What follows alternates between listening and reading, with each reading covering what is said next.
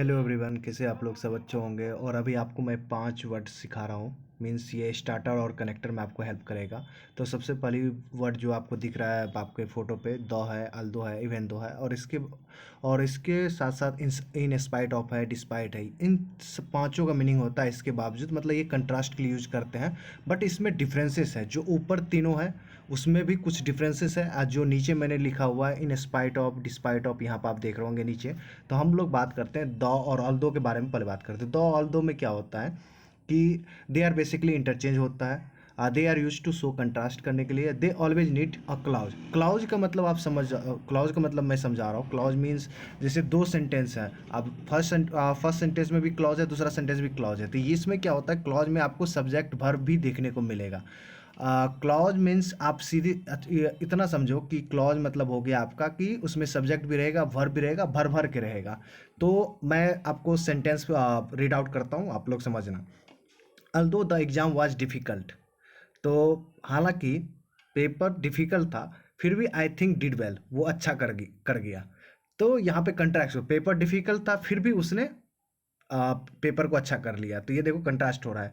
और इसको आप बीच में भी रख सकते हो, जैसे कनेक्टर पूछता तो आप बीच में भी यूज कर सकते हो ऑल्दो दो का। I think I did well दो द एग्जाम डिफिकल्ट। बट इसमें दो और ऑल्दो और इवन दो में एक चीज़ है जो कॉमन है। कॉमन तो यहाँ पे स्टार्टिंग और बीच में यूज कर सकते हो, बट आप दो जो है ना, आप ऑल लास्ट में यूज़ कर सकते हो। और ऑल्दो इवन दो को कभी भी लास्ट में यूज़ नहीं कर सकते हो, ठीक है।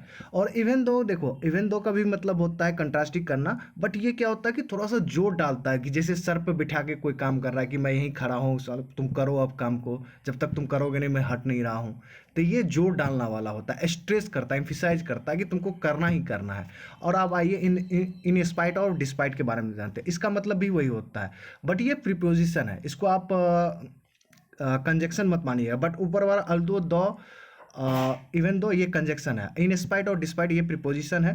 बट इसका भी यूज आप कनेक्टर और आपको स्टार्टर में आपको देखने का मिलेगा। बट इसके बाद जो सेंटेंस यूज होता है, they do not need a clause, means clause की जरूरत नहीं है। मीन्स यहाँ पे अकेला सब्जेक्ट आ सकता है या विदाउट सब्जेक्ट वर्ब भी हो सकता है, बट दोनों यूज नहीं होगा। जैसे ही दोनों यूज होगा तब फिर आप इवन दो अल्दो यूज करना। ये आपको हेल्प करेगा स्टार्टर कनेक्टर में। ऐसे ही आता है और लगता है कि जैसे हम लोग पढ़ते आते हैं ना कि ये पांचों जो है ना कंट्रास्ट करता है। तो हम लोग क्या करते हैं कि अरे देखें, तुरंत ऑल ऑफ दीज निकाल के तीनों ऑप्शन में दिखता है कि ऑल ऑफ दीज मार देते हैं। अरे इन स्पाइट भी है, डिस्पाइट भी है, इवन दो भी है, चलो बना देते हैं, तीनों बना के निकल जाते हैं। वो अपन लोग का गलती हो जाता है, बट इसको समझना पड़ेगा। देखो मैंने सेंटेंस लिखा है डिस्पाइट या in spite of his best effort. अब देखो यहाँ पे आपको इन दोनों के बाद देखो सिर्फ फ्रेज आया है, मीन्स फ्रेज भी कर सकते हो, नाउन भी कर सकते हो। तो यहाँ पे हिज बेस्ट इफर्ट्स आया है, मीन्स यहाँ पे सिर्फ आपको नाउन ही दिख रहा है या फ्रेज दिख रहा है, इसमें वर्ब आपको नहीं दिख रहा है। आप देखो ये कंट्रास्ट करेगा, डिस्पाइट या in spite of his best efforts the man just could not succeed. उसका अपना बेस्ट इफर्ट दिया फिर भी उसने सक्सीड नहीं कर पाया।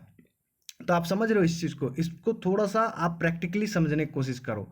काहे कि इन स्पाइट ऑफ और डिस्पाइट के बाद फ्रेजल यूज करेंगे, फ्रेजेज यूज करेंगे, सॉरी फ्रेजेज यूज करेंगे। मीन्स उसमें सब्जेक्ट होगा ओनली, या उसके अलावा आपको ओनली वर्ब दिखेगा। दोनों एक साथ नहीं दिखेगा। दोनों एक साथ दिखेगा तो फिर आपको दो अल दो इवन दो से जोड़ना पड़ेगा। बट इसमें भी आपको दो अल दो ये तो आएगा ही आएगा, बट स्ट्रेस में आपको अल्दो आएगा।